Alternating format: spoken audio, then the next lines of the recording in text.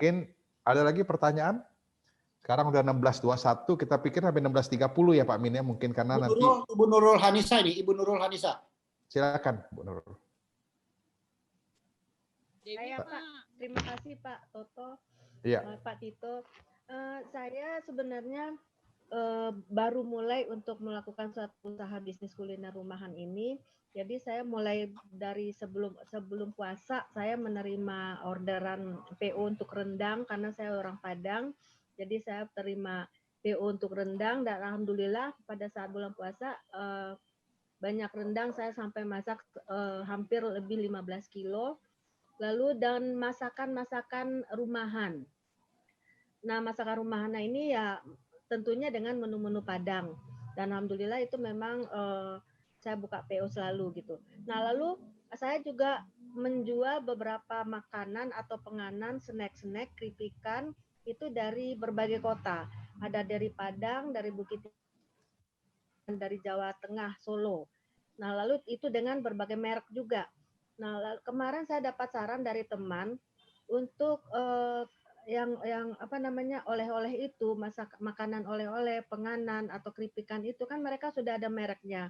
Jadi ketika sampai ke rumah saya itu sudah ada mereknya. Teman saya menyarankan kenapa nggak ganti merek aja, ganti label gitu. Nah saya masih nggak tahu nih etis nggak sih kalau misalnya saya ganti label, saya minta dikirimin dengan plastik kosong dengan kemasan kosong, nanti sampai Jakarta saya labelkan dengan nama saya sendiri. Nah itu dari segi etika. Lalu dan mengatakan juga kenapa nggak dibungkus di packing ulang dengan label sendiri. Nah itu saya belum berani karena belum apakah itu memang harus saya bicarakan dengan pihak penjual atau karena ini menyangkut masalah etika nama gitu kan. Sementara nama-nama yang sudah ada itu memang nama-nama yang sudah dikenal oleh orang banyak. Nah, jadi kalau untuk rendang memang saya pakai label saya sendiri. Nah, tapi untuk yang pertanyaan saya, untuk yang packingan ini yang dari berbagai kota tadi, apakah etis kalau saya ganti label sendiri? Itu aja. Terima kasih. Oke, ini menarik ini karena ini saya pernah menemukan seperti ini. Jadi pertanyaan saya sebenarnya kan begini. Kalau barang ibu, rendang tadi udah jelas. Itu brandingnya ibu lah. Hidup mati ibu bertarungnya di situ. Bagaimana memperkenalkan ciri khas, pricing yang tepat, cari customer, test food, dan lain sebagainya. Itu jelas. Ya. Kalau sekarang barang orang nih. Barang orang ibu beli, ibu jual ke orang lagi. Ya. Ada dua isu. Isu pertama mengenai branding. Ya. Apakah pembeli ibu itu cuma pengen asal makanannya? Ya, atau dia nyari brandnya itu. Misalnya brand Cash yang tadi, punya ibu yang dari Jawa Timur tadi, ya, wah aku memang nyarinya merek itu, kok datang dengan diganti oleh Ibu Nurul merek lain, apakah bisa diterima? Itu satu. Jangan bilang etikanya dulu, apakah bisa diterima?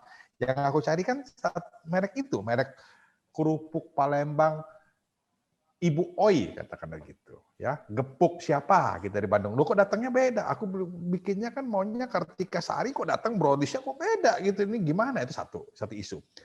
Kedua, ketika ibu beli dari produk tadi yang ibu mau jadi reseller, katakanlah gitu, kita lihat dulu kemasannya. Dia pakai branding ternyata kan, dia udah pakai branding. Itu ada hak kekayaan intelektual di situ, ada etika betul. Kecuali dia datang dengan kemasan polos, ya. Nah, tadi ibu mengatakan, ibu pengen karena barangnya laku, pengen jadi agen resmi, agen resmi. Agen resmi itu juga dua, Bu. Bisa jadi ibu menjadi reseller, artinya mendapatkan privilege, mendapatkan fasilitas diskon tertentu, boleh utang dan lain sebagainya ya. Atau nah itu satu privilege ya. Tapi ibu bilang enggak, aku mau punya brand sendiri, aku mau punya brand sendiri. Itu juga resikonya gede. Pada suatu hari dia tidak suka karena ibu tadi bilang dia tidak setuju dengan langkah ibu. Ibu udah stop. Ibu udah bangun brand barang orang yang tadi mungkin tidak etis mengganti dan belum itu dia suka. Jadi mesti bicara sama dia dulu. Boleh nggak aku beli? Barangkali aku mau rebranding. Cuman pasti pertanyaan dia adalah, berapa sih volume yang seorang Ibu Nurul mau beli? Sehingga mau di rebrand barang saya. Kalau volumenya gede, ya boleh-boleh aja. Itu dalam industri namanya tool manufacturing. Kita pesen, orang maklun, orang bikinkan, kita terima, kita repackaging, boleh. Itu ada kejadian begini, ini kejadian nih, kerupuk. Kerupuk dari Palembang dijual tidak pakai brand. Dan dijual dalam kemasan besar. Sampai sini ada orang yang beli, dibongkar, dia masuk kemasan lebih kecil, tidak juga di branding, dijual sama dia Bu, di packaging karena lebih kecil. Jadi kalau dia beli kerupuk itu katakanlah besar 40.000, dia bisa perkecil, dapat dibagi 3, tapi setiap bungkus dijual 20.000 dan market dia mau beli. Nah, dapat 60.000, lumayan dong. Beli modal 40.000, modal plastik tambahan namanya press, dapat 60.000 dan laku. Tapi itu memang sama-sama tidak pakai brand. Dia beli nggak pakai brand, jualnya pun nggak pakai brand. Jadi ada 2 isu ya. Isu pertama adalah tadi Ibu mengatakan isunya pertama adalah bagaimana etikanya. Kedua, jangan sampai nanti ketika Ibu nge-branding dia tahu dia tidak berkenan hatinya diputus ya habis juga brand Ibu kan. Kira-kira gitu. Jadi mesti diajak bicara lah intinya ya. Kira-kira diajak bicara. Tapi begini, belum tentu Ibu meminta boleh rebranding, belum tentu yang punya brand kasih juga loh Bu. Jangan-jangan dia bilang kamu reseller brand aku aja lah, aku kasih diskon tertentu. Jadi pilihan-pilihan seperti itu yang mesti Ibu evaluasi dan apakah Ibu bisa terima gitu. Silakan Pak Min, kira-kira Pak Min. Baik, Bu Nurul, begini.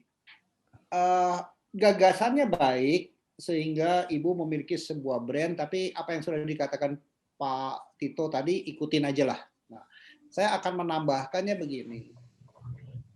Jualan snack kan adalah bagian daripada melengkapi gitu, ya, bukan main bisnis Ibu. Main bisnis Ibu utamanya kan di rendangnya itulah ya. Jadi kalau seperti gini loh, saya buka rumah makan gado-gado, gitu gado. Apa perlu anggaplah gado-gado Ibu Nurul gitu ya, gado-gado Ibu Nurul. Apa perlu saya jual kerupuknya kerupuk pakai Bu Nurul gitu? Apa perlu saya jual nanti tahu bacemnya merek Nurul juga ya? Kayak ada orang titip-titip ya udahlah sebagai pelengkap. Kenapa? Itu ada sebagai additional, sebagai tambahan sehingga Ibu mendapatkan apa namanya? Ada profit opportunity. Ada keuntungan yang didapat akibat rendang itu. Nah, pertanyaan sebetulnya yang dicocok adalah ketika orang beli rendang, cocoknya kawannya sama apa sih kalau makan rendang tuh? Jadi itu yang disebut nanti yang disebut dengan cross selling. Cross selling ya. Rendang kan ada 2, ada balado kering, ada balado basah, anggaplah gitu ya, sama rendang atau lagi 3. Nah, kenapa Ibu hanya bilang rendang? Kenapa nggak lari ke balado kering atau balado basah sekalian? Itu kan satu kayak paket lah kalau makanan Padang gitu. Dan saya sangat doyan dengan demikian ya. Nah, ketiga daripada snack-snack, kenapa nggak bikin Ibu sekalian jengeknya aja Bu? Ya, kerupuk kulitnya itu loh. Rumah makan Padang itu kan biasa dengan kerupuk kulitnya itu mungkin lebih inline itu ya. Ya, tapi boleh nggak snack silahkan Bu. Ya, tapi saya prefer bikin sebuah ini loh, sebuah pembeda. Nah, Ibu rendang juga kalau boleh saya saran sih sepintas yang jarang tuh grade pedasnya tuh beda Bu. Ya, rendang tuh grade pedasnya hampir 1 sama. Kenapa nggak dibikin grade pedasnya 1, 2, 3? Kenapa? Karena orang semakin pedas semakin banyak nasi loh Bu. Semakin banyak nasi, nah kemungkinan makan kerupuknya semakin banyak loh itu. Jadi Ibu jualan rendang, lewat rendang bisa jualan kerupuk gitu loh. Kira-kira begitu. Ya, oke. Itu mungkin saya tambahinnya di situ aja Pak Tito.